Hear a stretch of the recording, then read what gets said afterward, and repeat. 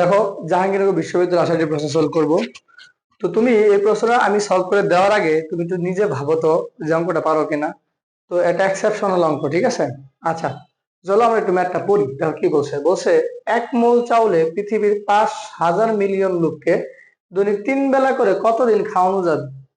তাহলে কতজন লোক? 5,000 মিলিয়ন লোক। আমরা জানি 1 মিলিয়ন সমান কত লক্ষ? 10 লক্ষ, ঠিক আছে?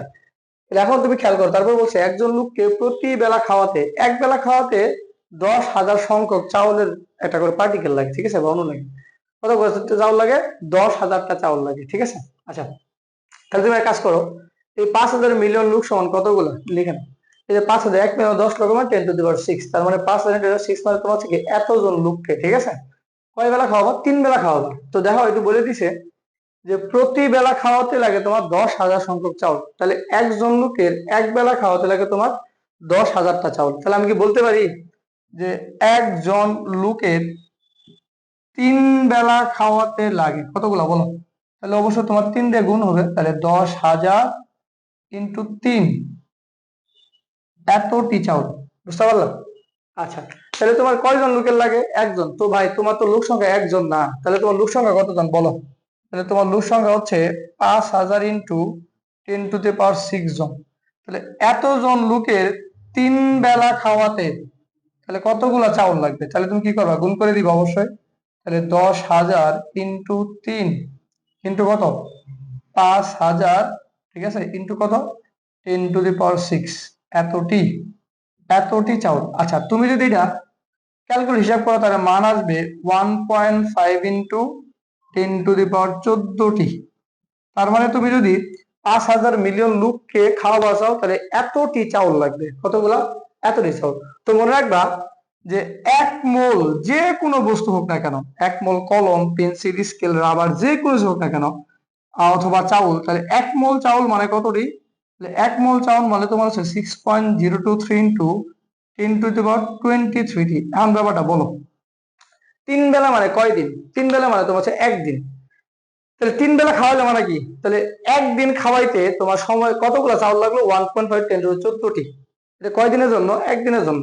তাহলে তোমাকে বলছে 1 মোল চাউল তুমি এতজন 5,000 মিলিয়ন লোককে খাওয়াবা, ঠিক আছে, দৈনিক 3 বেলা মানে কয়দিন? একদিন। একদিন, তাহলে কতদিন সময় লাগবে তোমাকে বলছে।